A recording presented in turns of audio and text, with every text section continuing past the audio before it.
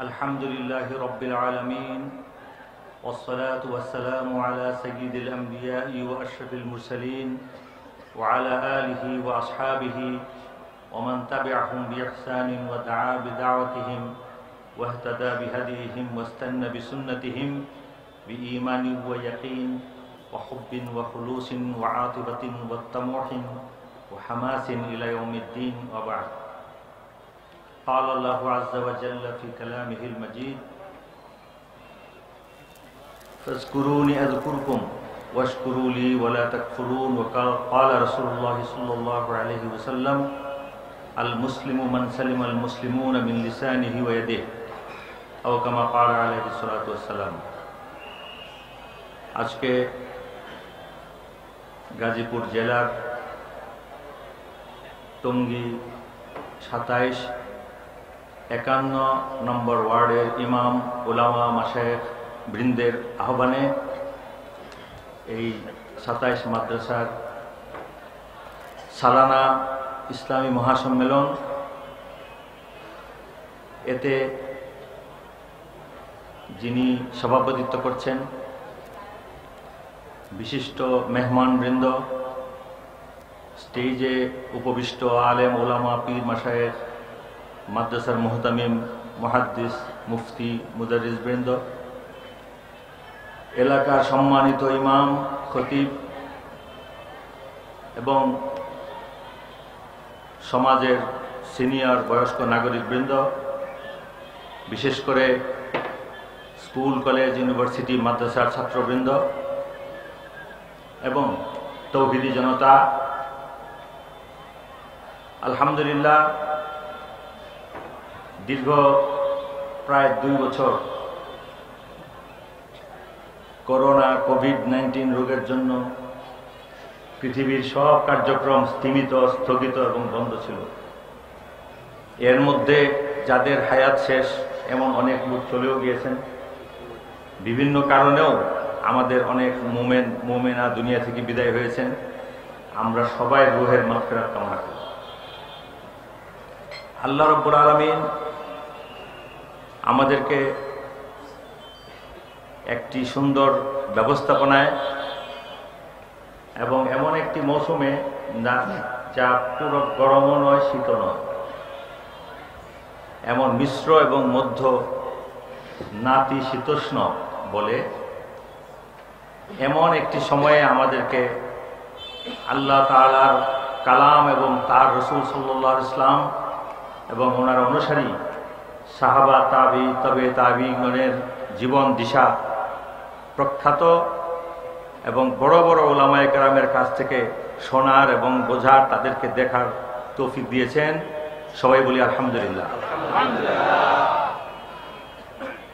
এক অসাধারণ মাহফিল, যেখানে আমার মনে হয় পুরো জেলার বিশিষ্ট উলামায়ে কেরাম তশরিফ এনেছেন। এক একজনের আওতায় হাজারো মুসলিম জনগণ আছেন। এক একজনের মসজিদে শত শত হাজার হাজার মুসল্লি এবং শ্রোতা আছেন। এক একজন আলেমের তত্ত্বাবধানে, এক একজন পীর এবং শায়েখের তত্ত্বাবধানে লাখো জনতা এই গাজীপুরের মধ্যে সীমাবদ্ধ। আমাদের মাইকের অবস্থা অনেক সুন্দর। আমরা প্রায় দেখেছি যে অনেক, মনে তো হয় যে ২-৪ বর্গ মাইল পর্যন্ত মাইকের আওয়াজ যাচ্ছে। এই জন্য শ্রোতা একটু কম আসে। শ্রোতাদেরকে শুধু দোষ দিয়ে লাভ নেই। অনেকে নিজের বাড়িতে ক্লান্ত, ঘরে বসে, না ঠান্ডা না গরম, এবং নিজের বিশ্রামের পাশাপাশি লাউড স্পিকারে দিনের কথা শুনতে পাচ্ছেন, এরকম মানুষও অনেক। কারণ আমি যেখানে বিশ্রাম করেছিলাম অনেক দূর, সেখান থেকে অনেক স্পষ্ট বয়ান শোনা যাচ্ছে। যদি আমার বয়ান করার কথা না থাকতো তাহলে আমি ওখানে শুনি সব বয়ান শুনতাম। তা আমি চিন্তা করতেছি, যারা আসেন নাই তাদেরকে দোষ দিয়ে কোনো লাভ নেই। আর যারা এসছেন তারাও মনে করবেন না যে উনি বলতেছে না আসলেই তো ভালো হইতো। না আসলে ভালো হইতো না কেন? কারণ এই দুনিয়াতে আল্লাহ রাব্বুল আলামিন মানুষকে কেন সৃষ্টি করেছে, এটার জবাব মুসলিম জনগণ একদম সবাই জানে।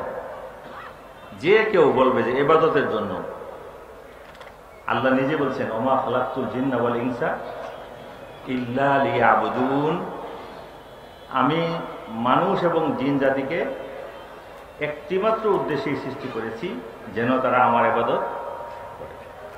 ইবাদতই উদ্দেশ্য। কিন্তু এই ইবাদত করার জন্য মানুষের প্রয়োজন ছিল কি? ছিল না।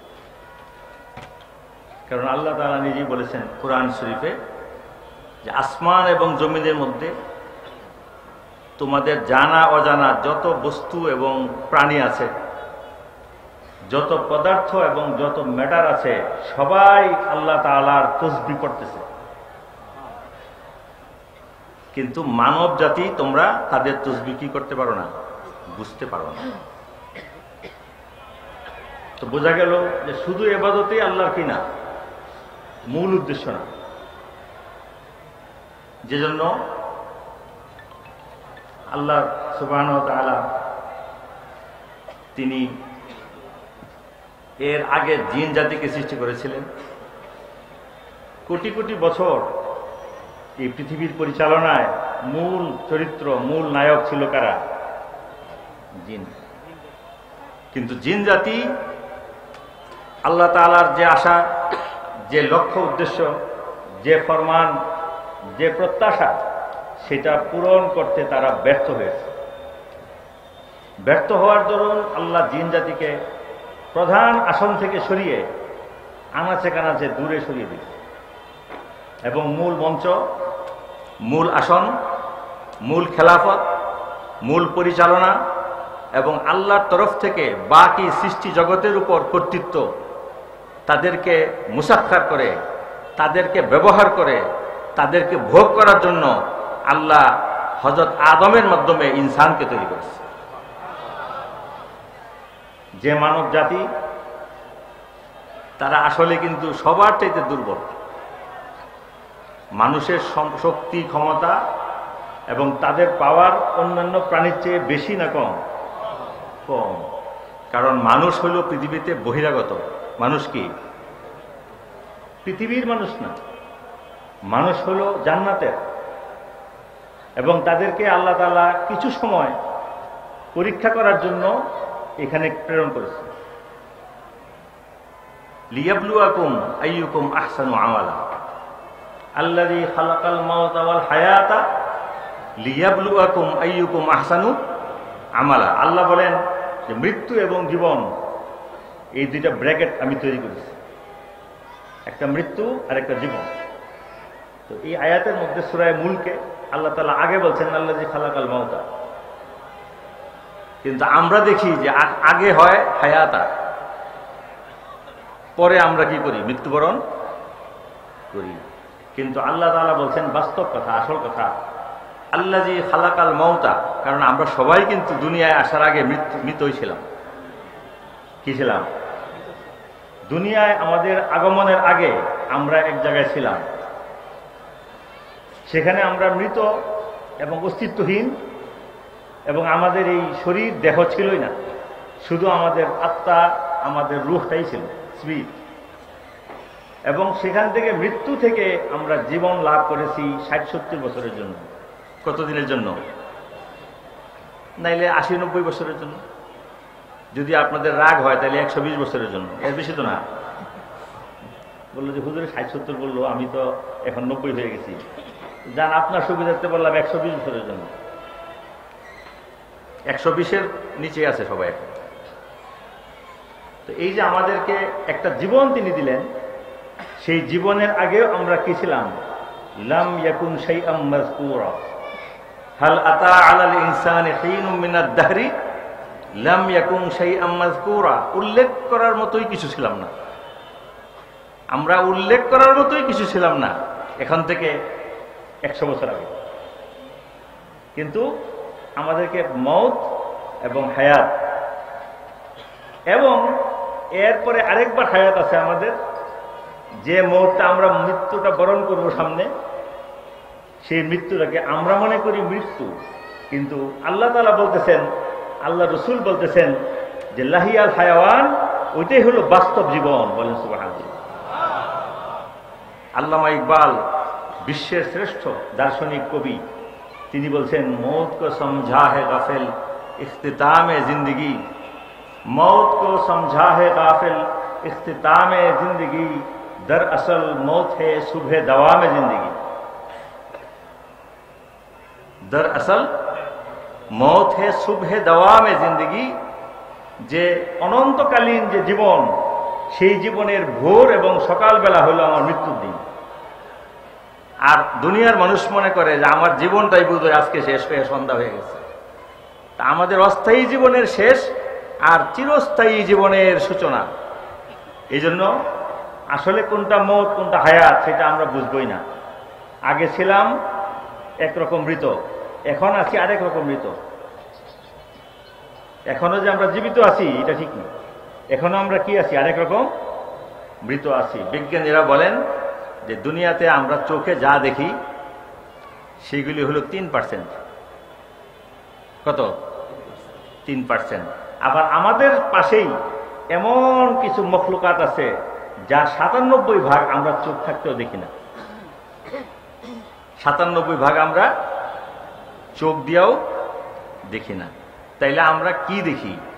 আল্লাহ তাআলা বলতেছেন যেদিন মৃত্যুর সময় হবে, ফাকাশাফনা আনকা গিতাআকা ফাবাসারুকা আল-ইয়াওমা হাদীদ, আজকে তোমার চোখের পর্দা সরাইয়া দিব এবং আজকে তোমার চোখের আলো হবে আগের চেয়ে লক্ষ লক্ষ কোটি গুণ শক্তিশালী।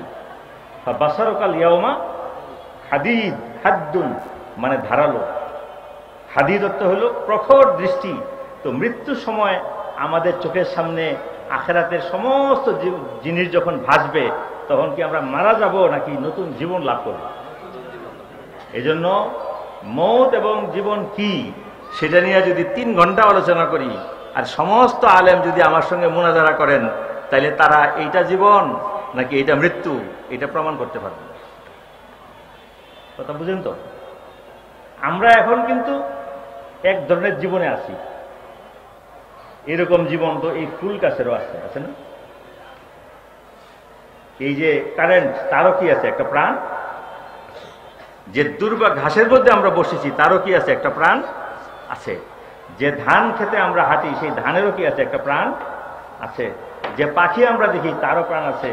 যে মুরগি হাঁস আমরা দেখি তারও কি আছে? প্রাণ আছে। কুকুর, ছাগল, গরু, ভেড়া, হাতি, মোষ তাদেরও কি আছে? প্রাণ আছে। এটা তো আছেই, কারণ আল্লাহ বলছেন যে মখলুকাতের মধ্যে এমন কোন বস্তু নাই যে 24 ঘন্টা আমার জিকির না করতেছে। ইমিন শাইইন, কোন শাই, এমন কোন বস্তু, ম্যাটার, পদার্থ নাই যে আমার জিকির করে না। রাসূল করিম সাল্লাল্লাহু আলাইহি ওয়াসাল্লাম বলেন, যখন কোনো গাছ আল্লাহর জিকির বন্ধ করে দেয় তখন সে মারা যায়। কাজেই আমাদের এই প্রাণ আল্লাহ তাআলা দুনিয়াতে দিয়েছেন পরীক্ষা করার জন্য। সেই পরীক্ষা হলো আইয়ুকুম আহসানু আমালা, কার আমল ভালো, কার ঈমান, কার আমল, কার আখলাক ভালো। এটা পরীক্ষা দেওয়ার জায়গা হলো এই দুনিয়া। এই পরীক্ষার মধ্যে আমাদের নারী সমাজ আছে, আমাদের বৃদ্ধরা আছে, আমাদের যুবকরাও আছে, আমাদের তরুণ, আমাদের শিশুরাও আছে, এবং আমাদের ধনী গরিব, গ্রাম্য শহরে, আমাদের শিক্ষিত শিক্ষিত, আমাদের এই কি বলে এটাকে বড়লোক এবং দরিদ্র, সবাই এই পরীক্ষার মধ্যে সমান। সবাই এই পরীক্ষার মধ্যে আমরা আছি। আল্লাহ সুবহানাহু ওয়া তাআলা আমাদেরকে সৃষ্টি করেছেন ইবাদতের জন্য। আমি আপনাদেরকে একটা ছোট্ট প্রশ্ন করি, যে আগে যে জিন জাতি ছিল, এই জিন জাতির মধ্যে একজনকে কিন্তু আপনারা সবাই চিনেন, জিনের প্রধান অতিথি, যে প্রধান সর্দার।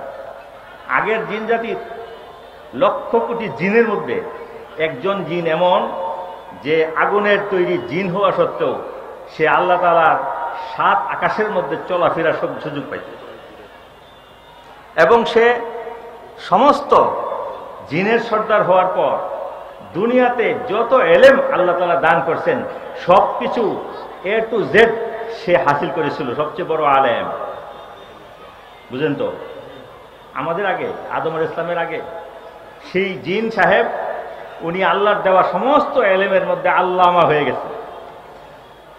হওয়ার পর শুধু এলেম নয়, সে আল্লাহর ইবাদত বন্দেগী এত করেছে যে অন্য সমস্ত জিন মিলেও তার সমান আল্লাহকে তসবিহ, তাহলিল, জিকির, নারা, আল্লাহ তাআলার রুকু, সুজুদ, আল্লাহর সামনে ইবতিহাল, আল্লাহর সামনে কান্নাকাটি, আল্লাহর কাছে দোয়া এবং যত রকম ইবাদত আছে সব কিছুর মধ্যে ফার্স্ট গোল্ড মেডালিস্ট হলো ওই জিন। এমনকি উনি খুব বড় পণ্ডিত এবং আল্লাহর ইবাদত গুজার হয়ে শেষ পর্যন্ত ফেরেশতাদের টিচার হয়ে গেছে। ফেরেশতারা হলো আল্লাহর এমন মাখলুক যারা অনেক সম্মানিত, যাদেরকে আলাইহিস সালাম বলতে হয়। আমাদের সবার জন্য ওনারা আল্লাহর তরফ থেকে নিবেদিত। একজন মানুষ জন্মগ্রহণের পর থেকে ফেরেশতারা তাকে কি করে? হেফাজত করে। একজন মানুষ বৃদ্ধ হয়ে মৃত্যু সময় মাটিতে পড়ে যাওয়ার আগ পর্যন্ত এই যে 2 পায়ের উপর সচেতনভাবে সেন্সের সঙ্গে আমাদের প্রত্যেকেই 40, 50, 60 বছর চলতে থাকি, সেই চলাটা ফেরেশতাদের সাহায্য হয়। আমাদের জন্য বৃষ্টি যখন আল্লাহ নির্ধারণ করেন তখন সেই বৃষ্টির সিস্টেম সমুদ্র থেকে পানিকে বাষ্প বানিয়ে আকাশে তোলা এবং সেখানে এটাকে পুঞ্জীভূত মেঘ এবং বরফে পরিণত করা এবং সেটাকে নির্দিষ্ট ম্যাপের মধ্যে ধাক্কায় নিয়ে যাওয়া এবং সেখানে বৃষ্টিপাত করে দেওয়া, এক জায়গায় করা, এক জায়গায় না করা, এক জায়গায় বেশি করা, এক জায়গায় কম করা, সেগুলি আল্লাহর হুকুমে ফেরেশতারা করতেছে। একটা ধান মাটির নিচে রোপিত হওয়ার পর কিছুদিন পর পর তার পরিবর্তন, তার মধ্যে অঙ্কুর, তার মধ্যে নতুন গেজ, তার মধ্যে গাছ, গাছের মধ্যে আবার শীষের মধ্যে আবার সেই বৃষ্টি, সেখানে কীটপতঙ্গ থেকে রক্ষা করা, তার জন্য উত্তম বায়ুর ব্যবস্থা করা এবং তার জন্য বাতাসের মাধ্যমে রিজিককে চর্চিত করা এবং সেখানে অনাবৃষ্টি, অতিবৃষ্টি থেকে তাকে হেফাজত করে একদম সেটা কৃষকের হাত পর্যন্ত পৌঁছার মধ্যে লক্ষ কোটি ফেরেশতারা নিয়োজিত আছে।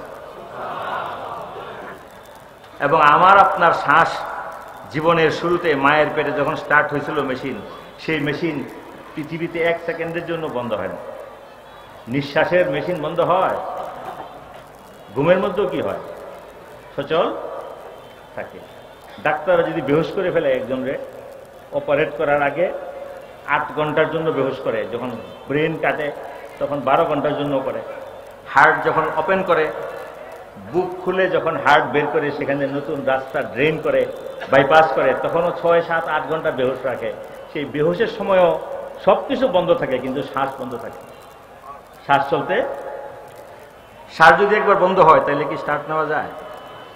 হ্যাঁ, এটা আল্লাহ তাআলা ফেরেশতাদের দ্বারা কি করতেছে?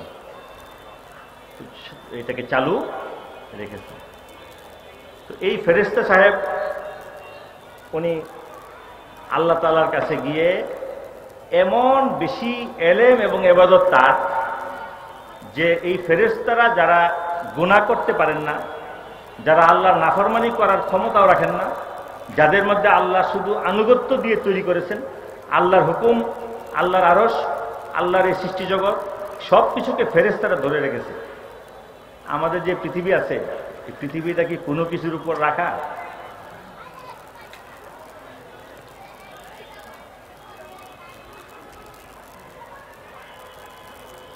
আমরা যখন বিমানে কোথাও যাই তখন 5 মিনিটের মধ্যেই দুনিয়া থেকে উপরে উঠে যায়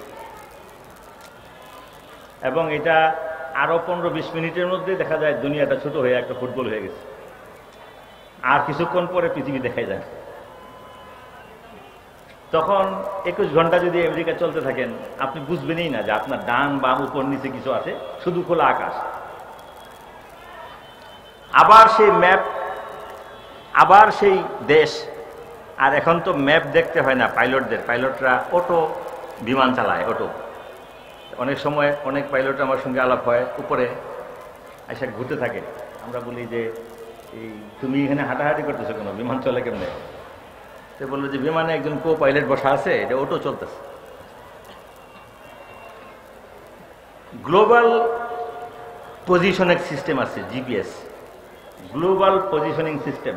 এখান থেকে ওঠার পরে পশ্চিম দিকে বিমান ঘুরাই দিবে এবং বলে দিবে যে 6 ঘন্টা পরে সে বলবে পিপি পিপি, মানে আমি আশা করছি। 6 ঘন্টার মধ্যে যদি কোনো বাদল দেখে তাহলে আরো উপরে উঠে যাবে, যদি কোথাও আবহাওয়া খারাপ দেখে তাহলে আরেকটু নিচে নেমে যাবে, যখন এয়ার পকেট দেখে তখন ডাইনে বামে যাবে। বিমানের মধ্যে এরকম সেন্সর এবং অনেক অনেক রাডার লাগানো আছে। তো বলে যে আগে আমরা খুব টেনশনের সঙ্গে বিমান চালাইতাম, এখন আমাদের বিমান চালাইতে হয় না, নিজেই চলে। এই জন্য ভালো যারা পাইলট এরা বলে যে আমাদের ট্রেনিং নষ্ট হয়ে যেতেছে স্যার, আগে তো আমরা টেনশনের সঙ্গে নিয়ে নামাইতাম, এখন সে নিজেই যায়। বললাম যে ঠিক আছে। তো এই বিমান যখন যায় তখন সেই মাটিটা সে দেখে এবং 30,000 ফুট 33,000 সেখান থেকে নামাইতে নামাইতে নামাইতে নামাইতে নিয়ে আসে দুনিয়ার কাছে। এই যে দুনিয়ার বাইরে আমরা চলে গেলাম, তাইলে এই পৃথিবীটা কোথায় আছে?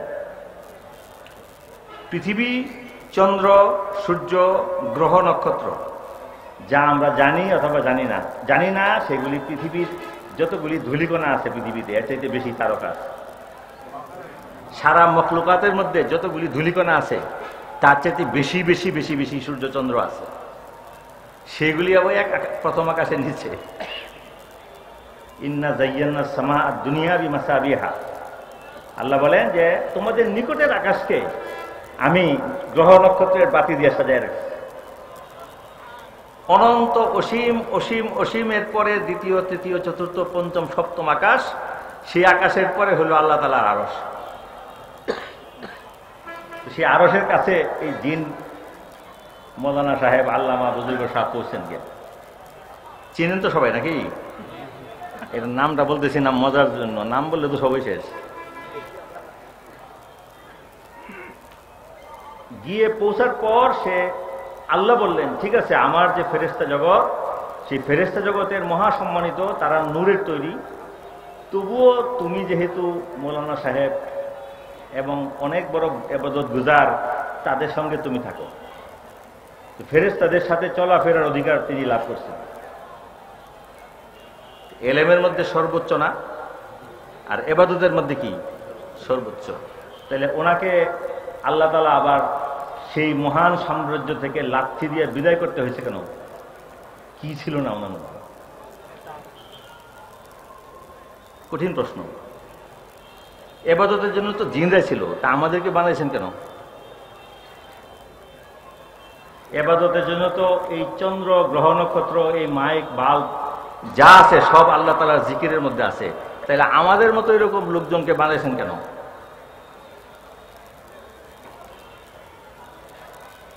এই সম্পূর্ণ আলোচনাটাকে একটা প্রশ্নের মধ্যে নিয়ে আসছি। এখন প্রশ্নের জবাব সবাই দিতে পারে, কিন্তু আপনাদের সবার জানা দরকার, এই জন্য বলতেছি। প্রশ্নটা বুঝেন তো?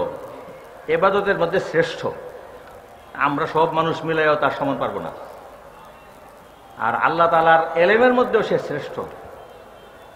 আমাদের সবাই মিলাইও তার মতো কি নবী রাসূলগণ ছাড়া তার সাথে কেউ পাল্লা দিতে পারে না। কিন্তু আল্লাহর কাছ থেকে সে এমন একটা লাথি খাইছে যে লাঠির চুড়ে সে এখনো চলতেছে এবং আমাদেরকে ডিস্টার্ব করতেছে। ওই হিংসা যে আমার আসন থেকে বের করে তাকে বসাইছো, আমি দেখবো তারা কিভাবে তোমার কথা শুনে। পরে আল্লাহ বললেন যে তুই পারবি না, কারণ আমি মাফ করে দিব। তুই পারবি না কারণ আমি সবাইকে মাফ করে দিব, তুই কি করবি? এই জন্য আমাদের জন্য আল্লাহ কি করছেন? ক্ষমার দরজা খুলে দিয়েছেন। এই মাটি থেকে আসমান পর্যন্ত যদি কেউ গুনাহ হয়, তাহলে সেই গুনাহটা নিয়েও আল্লাহ বলছেন কুল ইয়া ইবাদিয়াল্লাযীনা আসরাফু আলা আনফুসিহিম লা তাকনাতু মির রাহমাতিল্লাহ ইন্নাল্লাহা ইয়াগফিরুয যুনুবা জামিআ। হে আমার বান্দারা শোনো, তোমরা যারা গুনাহ পাপ যা আছে সব করছো, করতে করতে নিজের উপর অত্যাচার জুলুম করে তুমি নিজেকেই নিজে ক্ষমা করতে পারতেছ না, তুমি বলতেছো যে আমাকেই তো আমি ক্ষমা করতে পারি না, আমারে কে ক্ষমা করবে? শোনো, এত কিছু করার পরেও সাবধান, তুমি নিরাশ হয়েও না, কারণ আমি সব গুনাহ মাফ করে দেব। লা তাকনাতু মির রাহমাতিল্লাহ, আল্লাহর রহমত থেকে নিরাশ হয়েও না, কারণ শুধু কাফেররাই আল্লাহর রহমত থেকে কি হয়? নিরাশ হয়। আল ইয়াসু কুফরুন। আল্লাহ বলছেন যে আল্লাহর রূহ, আল্লাহর রহমত, আল্লাহর রায়হান, আল্লাহর মাগফিরাত থেকে হতাশ হতে পারে শুধু বেঈমান নাস্তিক ব্যক্তি। আর যার মধ্যে ইমানের কিছুটা আছে, এক সরিষা পরিমাণও আছে, তার জন্য 7 আসমানের দরজা খোলা আছে। কারণ তাকে একটা চাবি কাঠি আল্লাহ দিচ্ছেন, চাবি একটা ক্ষমতা, যে ক্ষমতা উপরের জগতে কারো নাই, এটা আমাদেরকে দিচ্ছে। ওই ক্ষমতার কথা বলবো একটু পরে। আমাদেরকে একটা বিশাল ক্ষমতা আল্লাহ দান করছেন, সেই ক্ষমতাটা মখলুকাতের মধ্যে আর কোনো জিনকে, ফেরেশতাকে দেন নাই, শুধু ইনসানকেই দিয়েছেন। এবং আল্লাহ তাআলার ভান্ডারের মধ্যে উপরে সব কিছু আছে, কিন্তু একটা জিনিস সেখানে নাই। তো এই যে শয়তান, যার নাম হলো ইবলিস, নাম কি? ইবলিস। আমাদের নাম কিন্তু ইনসান, আর তার নাম হলো ইবলিস। ইবলিস অর্থ হলো যে মনের মধ্যে কুমন্ত্রণা দেয়, তালবিস থেকে জড়ায়া পড়ায়া থাকে, এবং প্রত্যেক ক্ষেত্রে আপনাকে কি করে? ধোঁকা দেয়। ইয়াজরি মাজরাদ দম, আমাদের রক্তের সাথেও সে কি করতে পারে? প্রবাহিত হইতে পারে। ওয়াইশারিকুনা ফি আওলাদিনা ওয়া আতামিনা ওয়া শারাবিনা, আমাদের খাদ্য পানীয় সন্তানের মধ্যেও সে শরীক হয়ে যায়। যদি ঈমান না থাকে, নেক আমল না থাকে, যদি তাউজ না জানে, যদি তাসমিয়া না জানে, যদি দোয়া না জানে, অন্তত দোয়া না জানুক, দিলের হালতের মধ্যে যদি তার আল্লাহ তাআলার সঙ্গে সম্পর্ক না থাকে, তাহলে ওই সমস্ত নাদান, বেয়াদব, বেওকুফ লোকেদের সন্তান, সন্ততি, সম্পদ, বাড়ি, ঘরের মধ্যেও শয়তান কি হয়? শরীক হয়ে যায়। এই জন্য আমাদেরকে আল্লাহ চাবিকাঠি শিক্ষা দিয়েছেন, আউযু বিল্লাহি মিনাশ শাইতানির রাজিম। অভিশপ্ত, বিতাড়িত শয়তান মরদুদ থেকে আল্লাহ আপনার কাছে আমরা আশ্রয় চাইতেছি। আমরা অনেক গুনার কথা শুনলে বলি না নাউজুবিল্লাহ, নাউজুবিল্লাহ, আর ওরা বলে আল ইয়াযুবিল্লাহ। আল ইয়াযুবিল্লাহ, আউযুবিল্লাহ, নাউজুবিল্লাহ একই কথা। মানে গুনার কথা শুনলে বলি নাউজুবিল্লাহ, মানে আল্লাহ আমাকে এটার থেকে কি করেন? রক্ষা করেন। তো আল্লাহ পরীক্ষা নিলেন, আল্লাহ তো সব জানেন, কিন্তু আল্লাহ জিন জাতিকে বানানোর পরে ওনার মনে যা চাইছিল তা হয় নাই। তখন সেই জিনের জগৎকে ভেঙে তছনছ করে দিয়েছেন, তাদেরকে মেইন রুট থেকে খাল বিলে পাঠায় দিয়েছেন, তাদেরকে সৃষ্টি জগতের পরিচালনার মঞ্চ থেকে তাড়ায় দিয়েছেন, প্রধান অতিথির আসন থেকে তাদেরকে নামায় দিয়েছেন। এবং নামানোর আগে একটা নাটক হয়েছে, নাটক বুঝেন তো, ড্রামা। আমাদের জন্য নাটক, আল্লাহর জন্য কি? কুদরত। তিনি তার মনের মতো একটা সৃষ্টি তৈরি করছেন, আপনাকে আমাকে।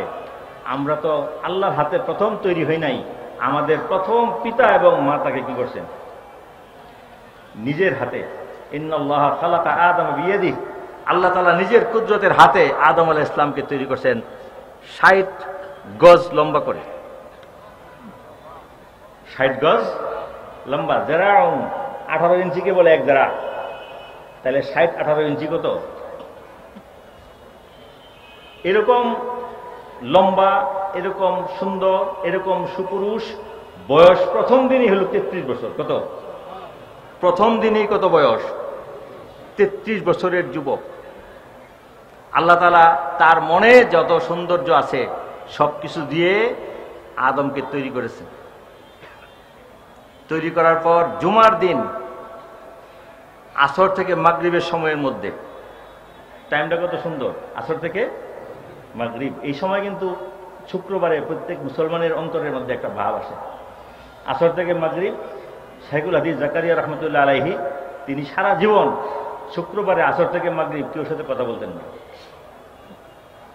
মসজিদের সামনে বসে দুরূদ শরীফ পড়তেন, নীরব থাকতেন, করতেন, মুরাকাবা করতে, কারণ এই সময়টাই কিন্তু আমাদের সৃষ্টি করা হয়েছিল।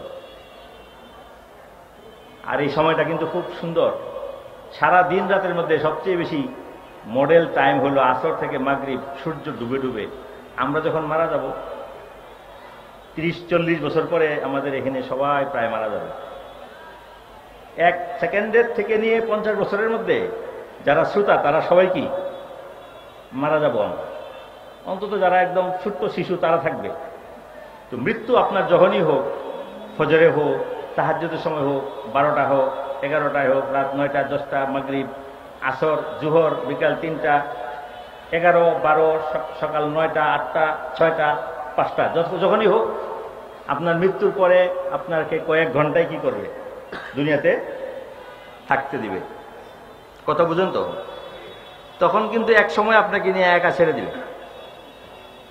ছেড়ে দিবে না?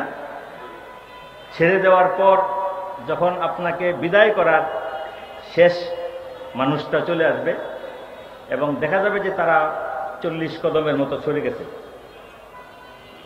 অর্থাৎ 10-15 মিনিট। সেই 10-15-20 মিনিটের মধ্যেই আপনি যেখানেই থাকেন, কবরে থাকেন অথবা চিতায় থাকেন অথবা মাটির নিচে থাকেন অথবা সাগরের নিচে থাকেন অথবা বাঘের পেটে থাকেন, আপনার একটা জগৎ হবে বারজাখ। সেই কবরে আপনি তো চলে যাবেন, তাই না?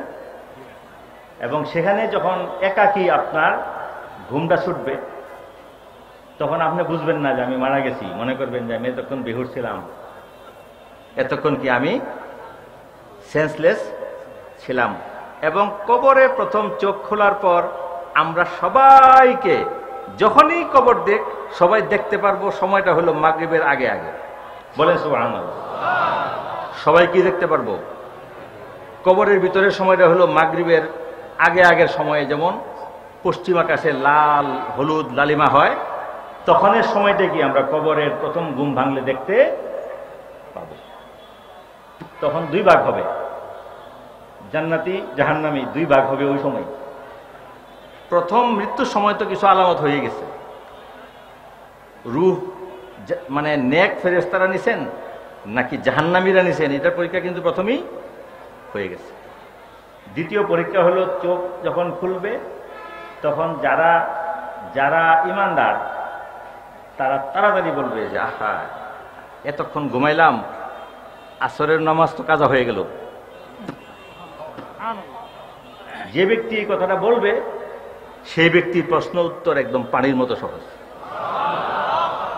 আর যে ব্যক্তি আসরের সময় কোনোদিন নামাজও পড়ে নাই, জোহরের পরে খাইয়া ঘুমাইলে আসরের জন্য টেনশন করে নাই, আসরের লাল রং দেখে লাফায়া উঠে নাই, বলে নাই যে আমার ডাক দিলা না, উজু করতে করতে সে যদি একটু নিয়ত বাঁধতে পারে তাইলে তার নামাজ মুকরু ছাড়াই আল্লাহ কবুল করবে।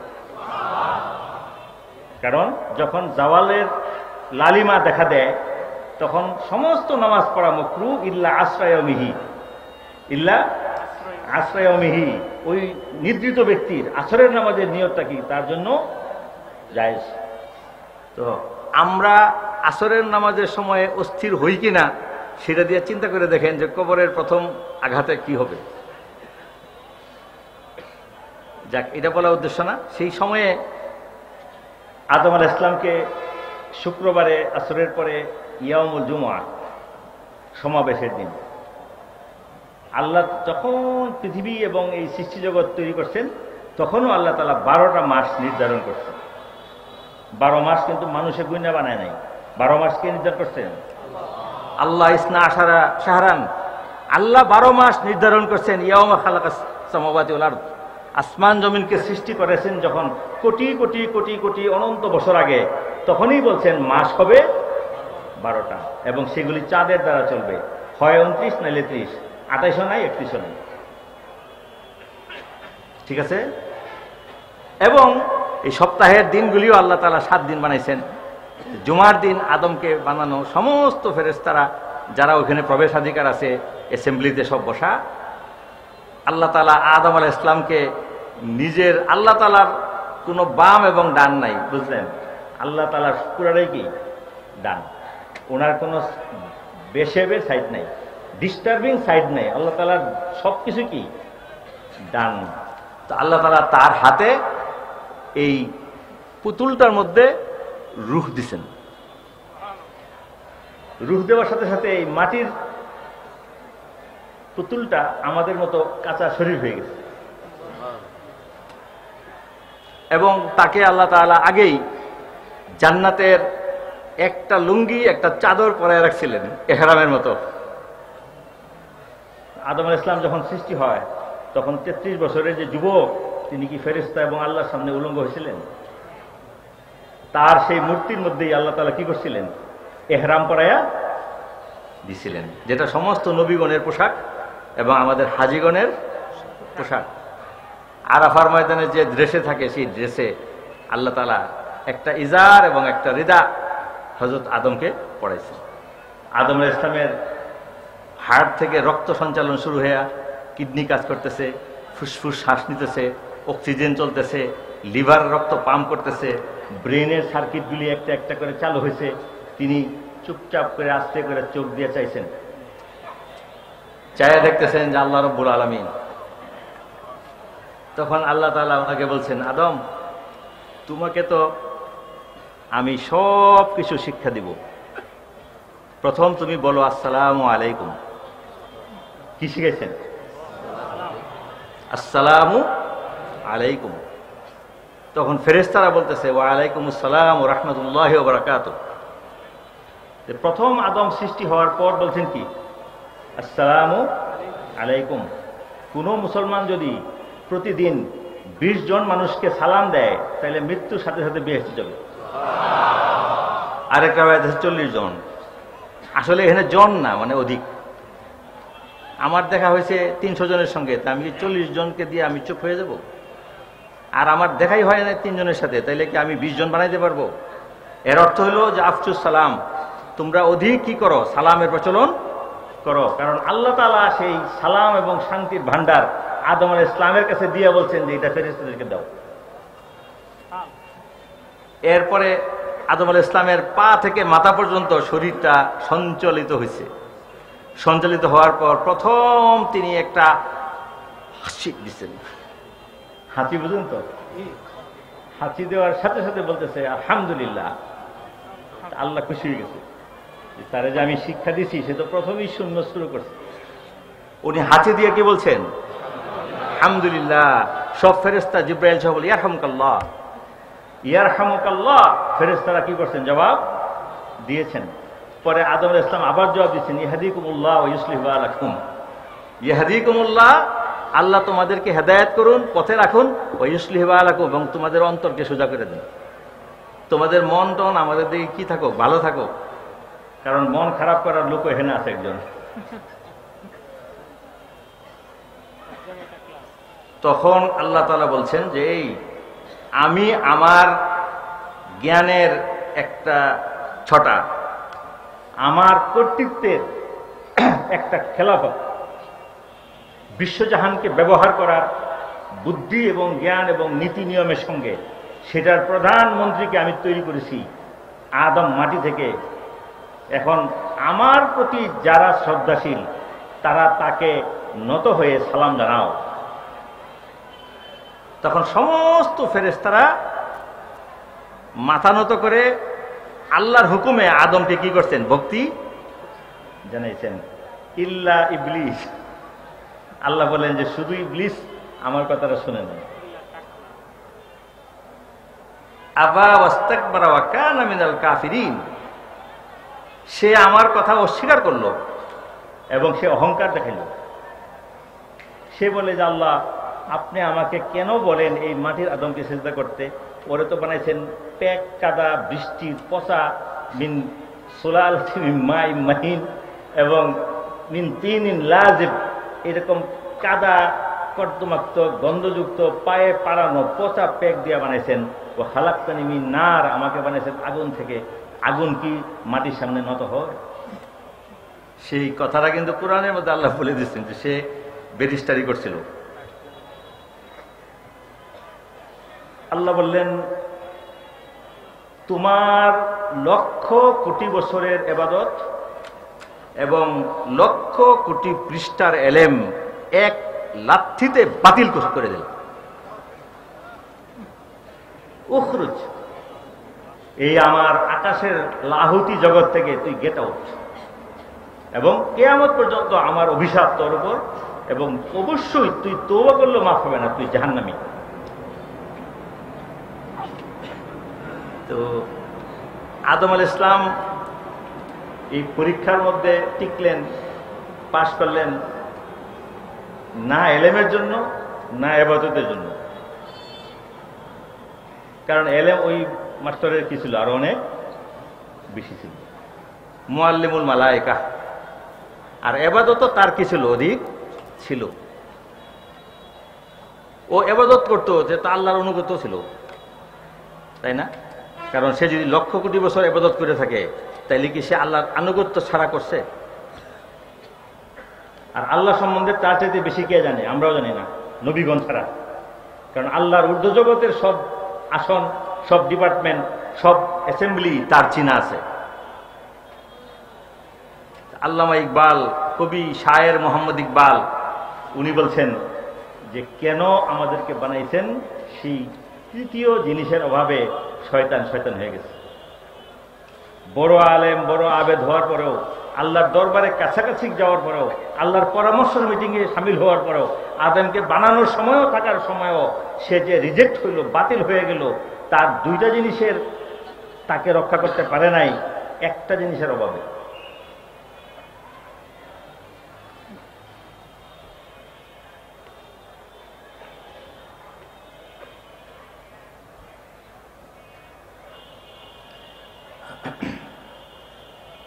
সেই একটা জিনিসের নাম হল মহব্বত। কি নাম? সে আল্লাহর প্রতি তার মহব্বত ছিল না, আনুগত্য এবং ইবাদত ছিল, আর জ্ঞানের ভান্ডার ছিল। কিন্তু যাকে ভালোবাসি তিনি আমাকে যা বলেন সেটা আমার বুঝে আসুক বা না আসুক, খাররু সুজ্জাদান, আমি এটা শুনবো এবং মানবো, এরকম আবেগ এবং ভালোবাসা তার মধ্যে ছিল।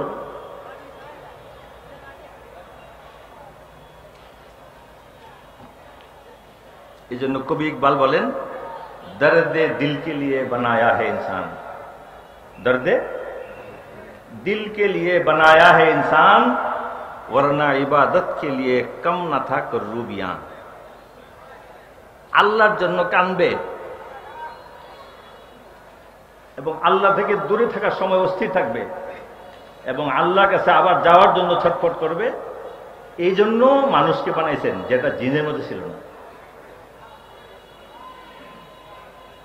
তো আপনার ইবাদত বা ইলম, ঈমান, সবকিছুর মূল হলো যে আপনার মধ্যে মহব্বত আছে কিনা। ইকবাল এটা খুঁজে বের করছে যে দর্দে দিলকে লিয়ে বানায়া হে ইনসান, মনের মধ্যে আল্লাহর প্রতি টান, ভালোবাসা, আবেগ এবং কান্নার জন্য মানুষকে বানানো হয়েছে। ওয়ারনা ইবাদত কে লিয়ে কম না থাক রুবিয়া, নতুবা ইবাদত করার জন্য লক্ষ লক্ষ কোটি কোটি মানুষের চাইতে আরো শতগুণ বেশি নক্ষত্র, গ্রহ, চাঁদ, তারা আল্লাহ বানায় রাখছে। তারা সব সময় আল্লাহর হুকুমে আছে, আল্লাহর হুকুমে তারা তওয়াফ করতেছে। কুল্লুন ফি ফালাকিন ইয়াসবাহুন, এবং সবাই আল্লাহ তাআলার দিকে ধাবিত হচ্ছে, একদিকে রওনা হয়ে। এই জন্য নবী করিম সাল্লাল্লাহু আলাইহি ইসলামকে আল্লাহ তাআলা এই মহব্বতের ভান্ডার দিয়ে দুনিয়াতে পাঠাইছেন। যে ব্যক্তি এমন, যার মতো কোনো নবী 1,24,000-এর মধ্যেও নাই। হুজুর আকরাম সাল্লাল্লাহু আলাইহি ওয়াসাল্লামের যখন মৃত্যুর সময় হয়ে গেছে, তখন দুনিয়ার মধ্যে এই একজন মানুষ, হযরত নবী করিম সাল্লাল্লাহু আলাইহি ওয়াসাল্লাম, যার কাছে এসে হযরত আজরাইল ঢোকার সময় অনুমতি চায়। আর নাইলে কোনো নবী রাসূল, কোনো প্রাণী, কুল্লু নাফসিন যায়িকাতুল মউত, কেউর কাছে আজরাইল আসতে কি হয় না, অনুমতির প্রয়োজন হয় না। অনুমতি চায় এবং সে অপেক্ষা করতেছে, হুজুর আপনার রূহ নিয়ে যাওয়ার এবং আল্লাহর সঙ্গে মুলাকাতের সময় হয়েছে, আপনার মৃত্যুর বলে নাই। আল্লাহর সাথে আপনার সাক্ষাতের কি সময় হয়েছে। তখন আল্লাহ নবী মৃত্যুকে ওনার এত পছন্দ, এত ভালো লাগে যে তার দুনিয়াতে থাকাটাই ছিল সবচেয়ে কষ্টের বিষয় নবী রাসূলগণের জন্য। যে আসাদুন নাসি বালা আন আল আম্বিয়া সুম্মাল আমসালু ফাল আমসাল, আল্লাহ নবী বলেন দুনিয়ার সবচাইতে বেশি কষ্ট, দুঃখ, বেদনার মধ্যে নবীদের জীবন কাটত। কারণ তারা আল্লাহর নবী, আল্লাহকে তারা চিনেন, আল্লাহর ওহী তারা লাভ করেন, আল্লাহর মারিফতের সবচেয়ে বড়, কিন্তু এরপরেও তারা এই দুনিয়ার অবুজ বেবুজ কাফের মুশরিক সবার মধ্যে থাকতে হতো। যখন আল্লাহ নবীকে যাওয়ার সময় হয় তখন আজরাইল বলেন যে আমি আসছি, সালাম দিয়ে বলতেছেন যে আপনার যাওয়ার সময় হয়েছে। তো আল্লাহ নবী যাবেন কি না সেই কথাটা ওনার বলার সময় হওয়ার এইটাই মুহূর্ত ছিল, হ্যাঁ অথবা না বা একটু পরে। এর মধ্যে উনি রোগশয্যায় তাকায় দেখলেন যে ওনার চেয়ে আরো অগ্রসর হয়ে হযরত জিবরাইল দাঁড়ানো আছে, এবং জিবরাইল আলাইহিস সালাম আল্লাহর তরফ থেকে হুজুরের কাছে বলে দিলেন যে আপনাকে আল্লাহ তাআলা এখন চান, এখন আল্লাহ আপনাকে নিতে চান। যখন নিতে চান এটা যখন আল্লাহর নবী শুনলেন তখন তিনি মতামত দিলেন যে আল্লাহ আমি আপনার সঙ্গে সাক্ষাতে যেতে চাই। আর রফিকুল আলা এই কথাটা জীবনে প্রথম বলছেন, আমার প্রধান যে রফিক বন্ধু তার ডাকে আমি সাড়া দিতে আগ্রহী। আল্লাহ নবী সাল্লাল্লাহু আলাইহি ওয়াসাল্লাম নিজে যখন চলে গেলেন তখনও তিনি উম্মতের কথাই বললেন। এখন কবরের মধ্যে কিয়ামত পর্যন্ত তিনি যে স্পেশাল রূহ নিয়ে আল্লাহর ইবাদতে মগ্ন আছেন সেখানেও তিনি উম্মতের জন্যই চিন্তিত। এবং হাসরের মাঠ, কিয়ামতের দিবসের যে বিশাল বর্ণনা কোরআন হাদিসে আছে সেখানে সবচেয়ে প্রধান কেন্দ্রীয় চরিত্র এবং সবচেয়ে বড় সম্মানিত অতিথি হইলেন মুহাম্মদুর রাসূলুল্লাহ সাল্লাল্লাহু আলাইহি ওয়াসাল্লাম। সমস্ত নবীগণ অসহায় হয়ে যখন নিজের জন্য আফসোস করতে থাকবেন তখন তারা উম্মতের আহ্বানে সাড়া দিয়ে দিয়ে বলবেন আমি নয়, উনি নয়, তিনি নয়, সব নবীর পরে সমস্ত নবী এসে বলবেন যে আপনি হলেন আল্লাহর সবচেয়ে প্রিয় শেষ নবী, শ্রেষ্ঠ নবী, আখিরি নবী, আল্লাহর মাহবুব, আল্লাহর প্রেমিক, আল্লাহর প্রেমাস্পদ। আপনি আল্লাহর কাছে বলেন যাতে আমাদের বিচার আচার একটা হয়ে যায়, আর ভাল লাগে না, জান্নাত জাহান্নাম যাই হয় একটা ফয়সালা হোক। এবং সেই সময়েই আল্লাহ নবী প্রথম এমন কিছু কাজ করবেন যে মাকামে মাহমুদে তিনি যাবেন, যে কথাটা আমরা সব সময় আজানের পরে বলি, আল্লাহ নবী আমাদেরকে শিক্ষা দিয়েছেন অবাআসু মাকাম মাহমুদ আল্লাযী ওয়া'আদতা, এই কথাটা আল্লাহ নবী শিখিয়েছেন। আর আল্লাহর নবী বুখারী শরীফে এই রওয়ায়াত আছে যে সেই দিন আমি আল্লাহ তাআলার প্রশংসা এমন সুন্দর করে এমন ভালোভাবে করব যেটা এখনো আমাকে শিক্ষা দেওয়া হয়নি। দুনিয়াতে আমাকে বলা হয় নাই যে কি কি বলবো, কিন্তু মাকামে মাহমুদের মধ্যে আমি আল্লাহর প্রশংসা সেইভাবেই করব। এবং সেই প্রশংসার পরেই বিচার হিসাব নিকাশের উদ্বোধন হবে, সেটা অনেক দীর্ঘ আলোচনা। আমি যেটা বলতে চাইছিলাম যে মানুষকে বানানোর মূল কারণ ইবাদত, শুধু ইবাদত নয়, মহব্বতের সাথে ইবাদত, অথবা এলেম, শুধু এলেম না, মহব্বতের সাথে এলেম। কাজে শয়তান যে দুইটা বিষয়ে শ্রেষ্ঠ হওয়ার পরেও সে নাম্বার না পেয়ে ফেল হয়ে গেল, সেই জিনিসটা মানুষকে দিয়েছেন, সেটার নাম হলো মহব্বত।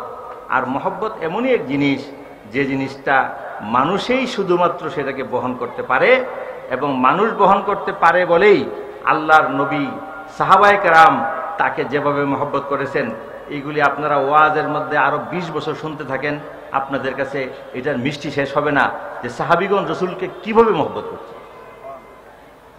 আর আল্লাহ নবী নিজেও বলেছেন যে আল্লাহ তুমি আমাকে তোমার মহব্বত দান করো। আচ্ছা, এটা যথেষ্ট? পরে আবার বলেন যারা তোমাকে ভালোবাসে তাদের ভালোবাসা আমাকে দান করো। এটা কারা? এই যে মহব্বতের এত মূল্য, এবং আবার দোয়া করতেছেন যে আল্লাহ আমাকে তুমি এমন এমন আমলের পথ বাতায় দাও যার দ্বারা তোমার মহব্বত আমি লাভ করতে পারি। কাজে এই মহব্বতটার জন্যই পৃথিবীর মানুষের সন্ধান এবং তালাশ, যে তালাশের মধ্যে মহানবী সাল্লাল্লাহু আলাইহি ওয়াসাল্লাম 40টি বছর মগ্ন ছিলেন। তিনি শৈশব থেকে এরপরে কৈশোরে, তারুণ্যে, যৌবনে সবসময়ই অবাজা থাকা দল্লান আল্লাহর তালাশে ছিলেন যে আমাকে কে সৃষ্টি করেছে, তিনি কবে আমার সাথে কথা বলবেন, তার পর্যন্ত পৌঁছার রাস্তা আমি কবে পাবো, কবে আমার কাছে কিছু আসবে। এই আকাশ বাতাস, আসমান জমিন, বাবা মা, আত্মীয় স্বজন, এই দুনিয়ার সব খেলামেলা দেখে আল্লাহ রসুলের মধ্যে আল্লাহ তাআলার যে প্রবল বাসনা এবং সন্ধান, শেষ পর্যন্ত তিনি হাত্তা হুব্বিবা ইলাইয়াল খালা, যে আল্লাহ নবী বলেন যে এক সময় এমন পাগল করা হইলাম যে তখন মানুষের সঙ্গে মিশতে আর মন চায় না, আমি নির্জনে যাই। নির্জনে গিয়ে গিয়ে সবচেয়ে নির্জন জায়গা সেই জাবালে নূরের একদম গারে সৌরের উপরে, গারে নূর, গারে বলে এটাকে হেরা, এই গারে হেরার মধ্যে গিয়ে আশ্রয় নিলেন।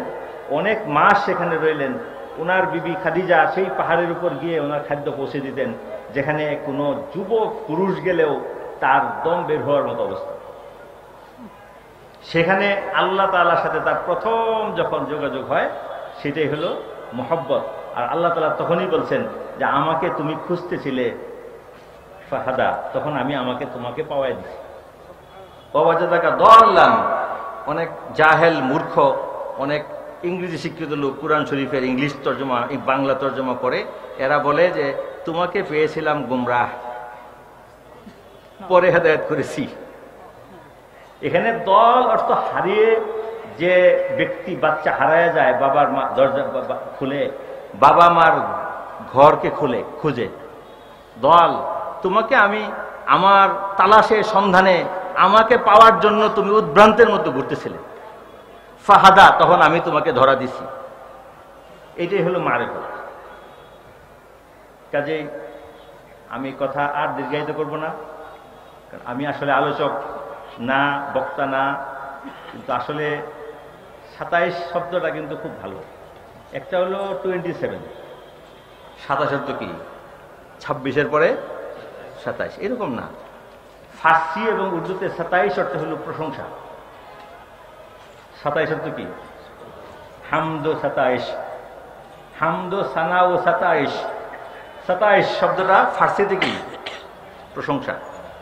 যে আপনারা যে খুব ভালো মানুষ, এটার প্রমাণ হলো যে 27-এর লোক আমার মতো লোকের বক্তৃতাও শুনছেন। আশ্চর্য। আমি কোথাও কথা বললে মানে মানুষে এটা পছন্দ করে না যে ওনার আওয়াজ কম, ওনার সুর নাই, বা ওনার কোনো ভঙ্গিমা নাই, বা উনি কোনো অভিনয় বা কোনো কিছু হাসানো কাঁদানো কিছু করে না। সোজা সাপটা কথা বললাম, সব লোক বসে রয়েছেন। এটা হলো আসলে আল্লাহ এবং রসুলের সঙ্গে আমাদের মহব্বতের ফলে। আর দ্বিতীয়ত আপনারা 27-এর লোক। প্রশংসা এবং মেহমান নওয়াজি, বিদেশি লোকদেরকে সম্মান দেওয়া, এগুলির অর্থ হল 27। আমি আবার যদি কখনো দেখা হয় তাইলে এই মহব্বত মাত্র শুরু, সেখান থেকে সামনের দিকে যাব। এখন শুধু মহব্বতের দুয়ারে এনে আপনাদেরকে রেখে দিলাম। আমার পরে যিনি আসছেন তিনিও আরেক বিশাল বড় প্রেমময় বাগানের মালিক। কাজে আসুন তার প্রেমে আমরা সিক্ত হই। ও আখিরু দাওয়ানা আলহামদুলিল্লাহি রাব্বিল আলামিন।